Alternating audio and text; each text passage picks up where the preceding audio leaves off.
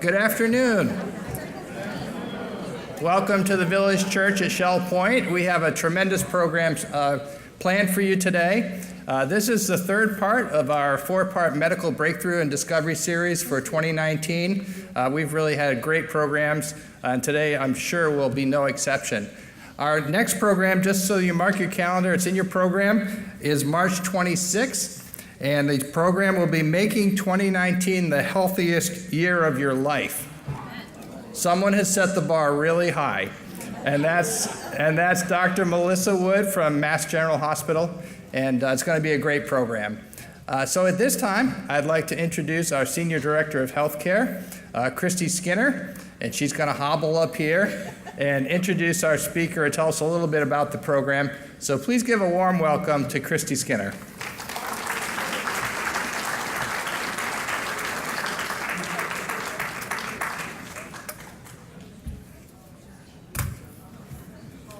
Look at that.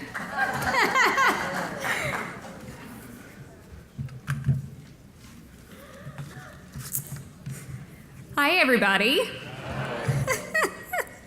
So to put to rest, I'm not just trying to fit into Shell Point more, I promise, because that's been asked. I had to get surgery on my foot, so if you're wondering, I'm trying to take advantage of the rehab services over at the pavilion, yes, but this was an injury last year that I am getting fixed. So I've got a fancy cast on that everybody seems to like, setting some trends here at Shell Point, and now I'm going to be back in action, and now many of you are outpacing me around campus, so that's fun too. So welcome. We're so excited to have you here today. I am so excited to be able to welcome you to the third seminar in our fourth annual Medical Breakthrough Series and Discovery Series presented by Shell Point.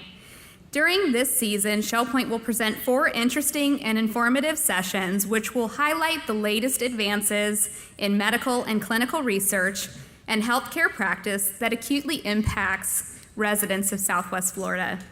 We would like to extend a special thanks to the Health Connection at Shell Point and our program sponsors, including David Moreland, Jason Scogins, and Genesis Wealth Management at UBS, and our own Legacy Foundation. We will be serving light refreshments at the back of the auditorium following this presentation, and we invite you to stay and enjoy the food and the fellowship.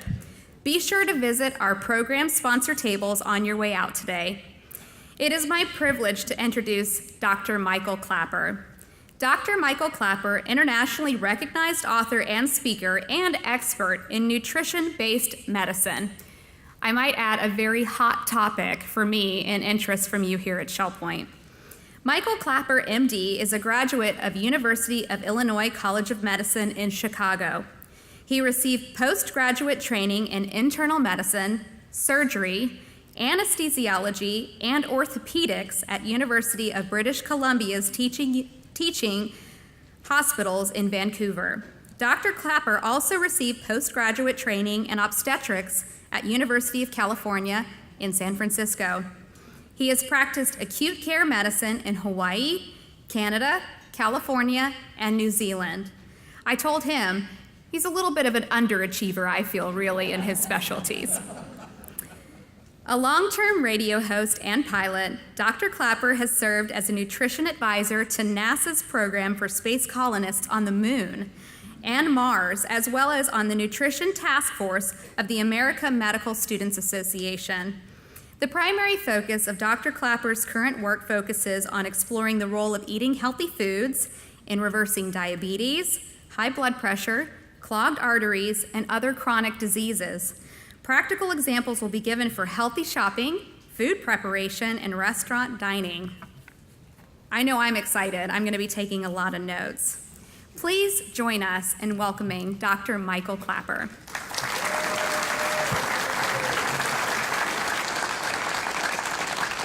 Thank you. Can I help you down here? I'm going to attempt this side. Okay. Lord only knows we fall into each other. That That's would be a okay. mess. Thank you so much.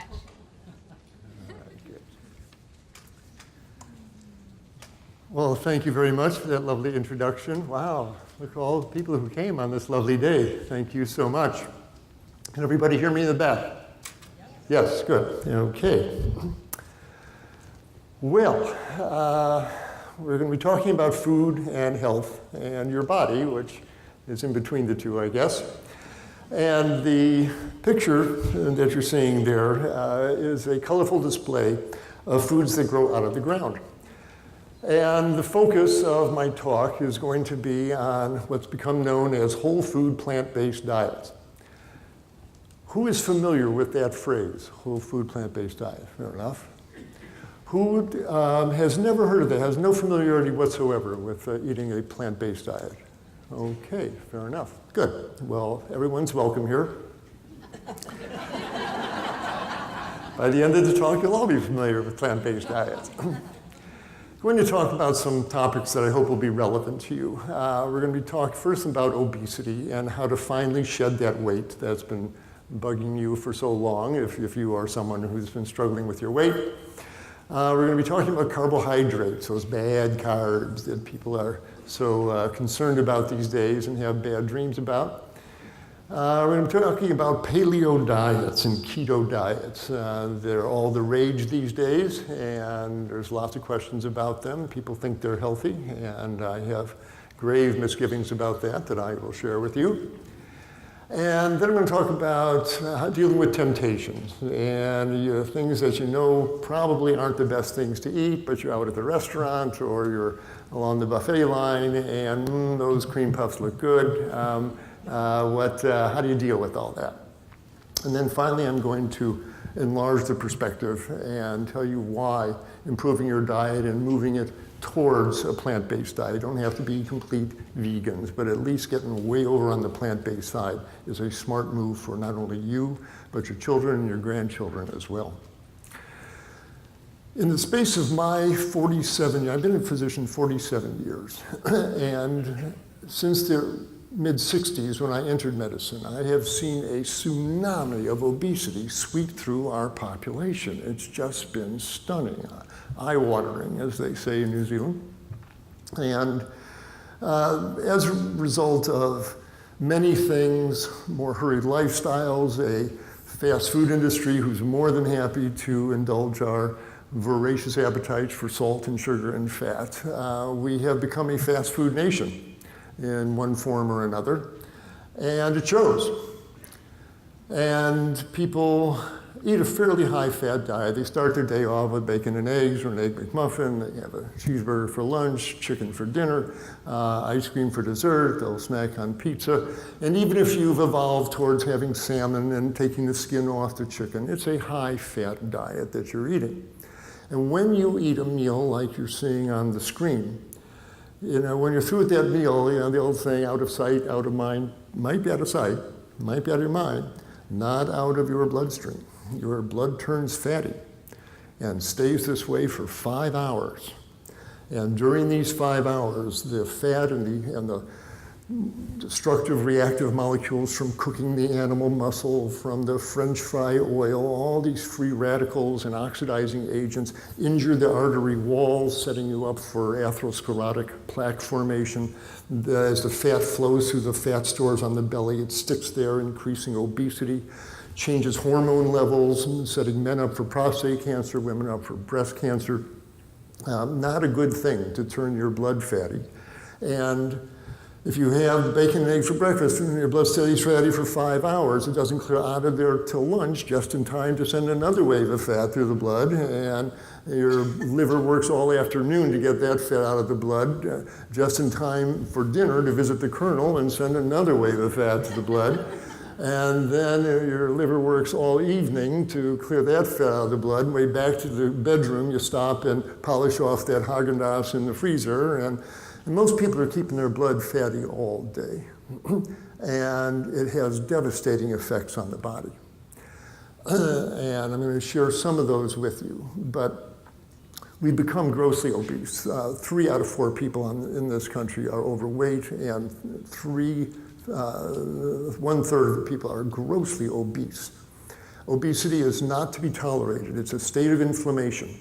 And that big belly inside there, the fat around the intestinal organs pump out inflammatory molecules that drive inflammation throughout the body.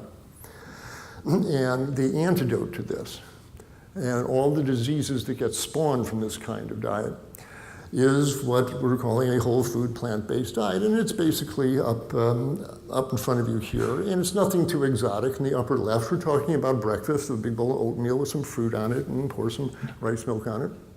Lunches and dinners have big colorful salads, hearty vegetable soup, lots of beans and lentils and all sorts of wonderful vegetables. And the main dishes are casseroles and Indian curries and Chinese stir fries and lentil stews and bean chilies. There's a vast amount of hearty food that you can eat all you want of.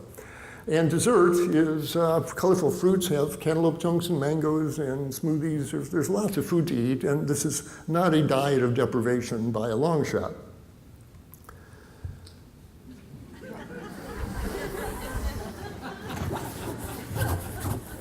I want to point out a fact of anatomy here that most people ignore. The reality is that we are herbivorous animals. We have fingers on our hands, not claws. We have short, grinding molar teeth and rotary jaws to grind up starches. We've got long intestines, like all the herbivores do. The saliva in our mouths contains starch-digesting enzymes, not protein-digesting enzymes. We have basically the same digestive system that our gorilla and bonobo cousins have, and they're up in the trees eating leaves and fruits, and their digestive system works just fine on that. People say, well, how can you eat just plants? I mean, where are you going to get your protein? Man, I need my protein to be strong, right? Well, again, just a fact of biology. The biggest, strongest, most powerful animals on this planet, elephants, buffaloes, giraffes, gorillas, grow to thousands of pounds of mammalian muscle without ever eating cheeseburgers. Every single rippling muscle you see here has been made out of the grains and grasses and wild legumes that grow out of the ground. That's what these animals eat, and that's where the protein really comes from. It all comes from plants. And if you think that, well, they are animals, they're supposed to be big and strong. God, humans can't do that. I will invite you to fire up your web browser and type in 3 search terms, plant-based athletes, and hit images and see who shows up on the screen. Do any of these lovely men or women look protein deficient to you? All of them are long-term vegans, and I'll call your attention, Mr. Jim Morris, up in the upper left-hand corner, 2 images of him. The one on the right is Jim Morris at age 61. The image on the far left is Jim Morris at age 71. I'm 71, I look just like that. That's what you get from eating plants. Seriously, it's not an issue of I gotta have my meat, where's my protein? The protein's in the plants, and the muscles come from hours of sweating in the gym. You don't have to do that second part, though taking a walk every day is a good idea. But I just want to put everybody to rest. When I talk about these plant-based diets, don't think you're going to be missing out anything that may in any way shortchange you of nutrients to be big and strong and healthy. We eat too much protein, and I'll talk about that in a minute. So we're talking about a whole food plant-based diet here. Now, as far as getting leaner, it happens automatically when you eat whole plant food. It's not about losing weight. It's about keeping your belly full of these high fiber, high water content foods because they don't stick to you. They're all basically fiber and water. They pass right on through and leave you nice and lean and healthy.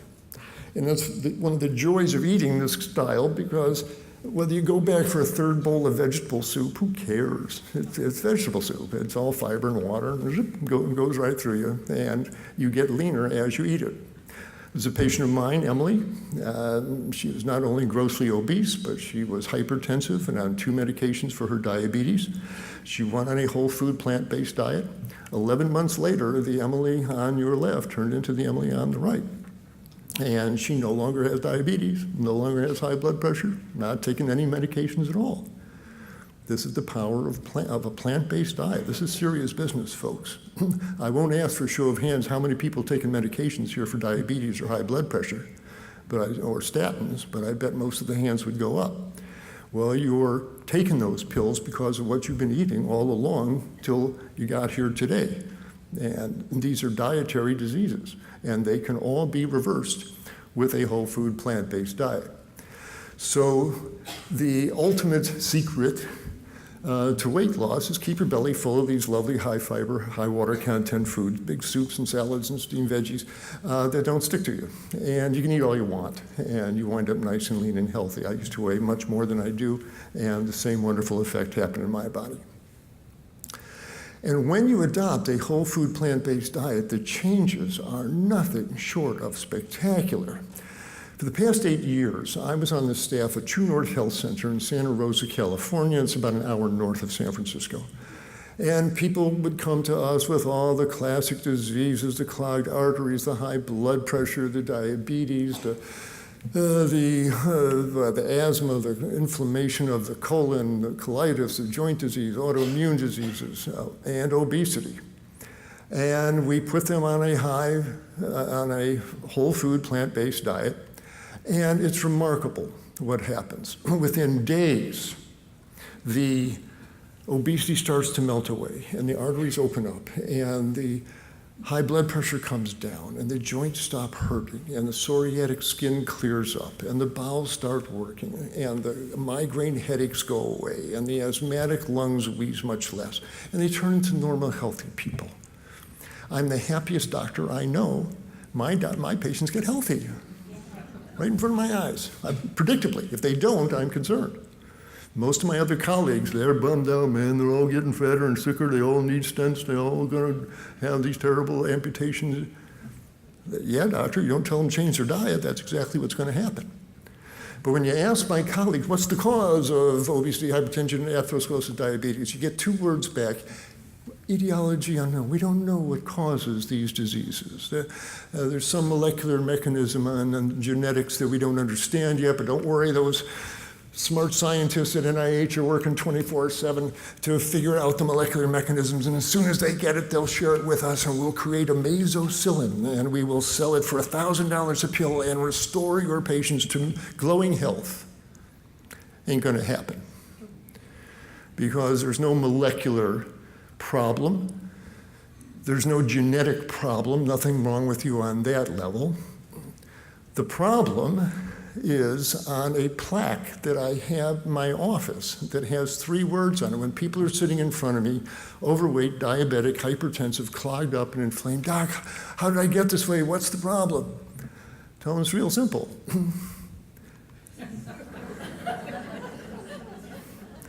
It's the food you've been eating.